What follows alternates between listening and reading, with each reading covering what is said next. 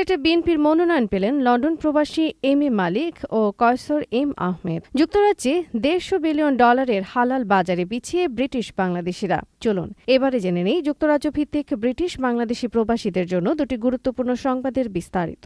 আসন্ন বাংলাদেশে জাতীয় সংসদ নির্বাচনে সিলেট বিভাগের দুটি আসনে বিএনপির মনোনয়ন পেয়েছেন যুক্তরাজ্য বিএনপির সভাপতি এম এ মালিক ও সাধারণ সম্পাদক Kaiser M Ahmed. M A মালিক ধানের শীষ প্রতীকে প্রতিদ্বন্দ্বিতা করবেন সিলেট ৩, দক্ষিণ সুরমা, ফেঞ্চুগঞ্জ, বালাগঞ্জ আসনে, আর কয়সর আহমেদ লড়বেন সুনামগঞ্জ ৩, জগন্নাথপুর, শান্তিগঞ্জ আসনে। উল্লেখ্য যে আওয়ামী লীগ সরকারের আমলে এম এ মালিকের সিলেটের বাড়ি একাধিকবার হামলা ও অগ্নিসংযোগের শিকার হয়। গত বছরের অগাস্টে আওয়ামী লীগ সরকারের পতনের পর দেশে ফিরে তিনি মনোনয়ন প্রত্যাশায় সরব হন। এলাকায় গণসংযোগ, পথসভা, মতবিনিময় ও মানবিক সহায়তা কার্যক্রমের মাধ্যমে তিনি সক্রিয় ছিলেন। দলের শীর্ষ নেতাদের উপস্থিতিতে বড় পরিসরে মিলাদ মাহফিলও আয়োজন করেন তিনি। তবে সিলেট ৩ আসনে আরও কয়েকজন শক্তিশালী মনোনয়ন প্রত্যাশী থাকায় প্রচারণা ও অভ্যন্তরীণ প্রতিযোগিতা তীব্র হয়। প্রার্থীদের মধ্যে ছিলেন জেলা বিএনপির সভাপতি আব্দুল কাইয়ুম চৌধুরী, যুক্তরাজ্য বিএনপির নেতা ব্যারিস্টার এম এ সালাম ও স্বেচ্ছাসেবক দলের আহ্বায়ক আব্দুল আহাদ খান জামাল। অন্যদিকে লন্ডন থেকে কয়সর আহমেদ দেশে ফিরে সুনামগঞ্জ ৩ আসনে সক্রিয় হয়ে ওঠেন। জানা যায় ৯০-এর দশকে জগন্নাথপুর উপজেলা ছাত্রদলের সাধারণ সম্পাদক ছিলেন তিনি।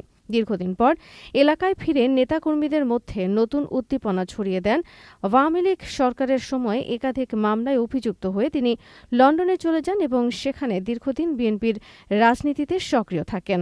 এই আসনে অন্যান্য মনোনয়ন প্রত্যাশীদের মধ্যে ছিলেন যুক্তরাজ্য বিএনপির সহসভাপতি M A Sattar, M A কাহার, ব্যারিস্টার আনোয়ার হোসেন ও নাদের আহমদ প্রমুখ।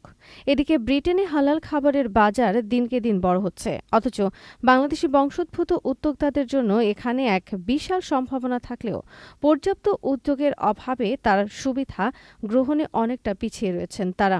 দেশটির সর্বশেষ কম্পাউন্ড অ্যানুয়াল গ্রোথ রেট সমীক্ষায় দেখা গেছে ২০২৪ সালে হালাল খাবারের বাজারের আর্থিক মূল্য ছিল $89.45 বিলিয়ন মার্কিন ডলার। ২০৩০ সালের মধ্যে তা প্রায় ৮.৯৫% বৃদ্ধি পেয়ে $১৪৯.৬১ বিলিয়নে পৌঁছানোর পূর্বাভাস রয়েছে।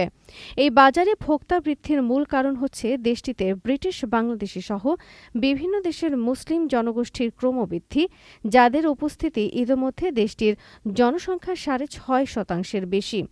এদিকে চাহিদার দিকে লক্ষ্য রেখে টেস্কো, সেইন্সবারিস এবং অ্যাস্টার মতো বৃহৎ সুপারমার্কেটগুলি হালাল পণ্যের সরবরাহ বৃদ্ধি করছে।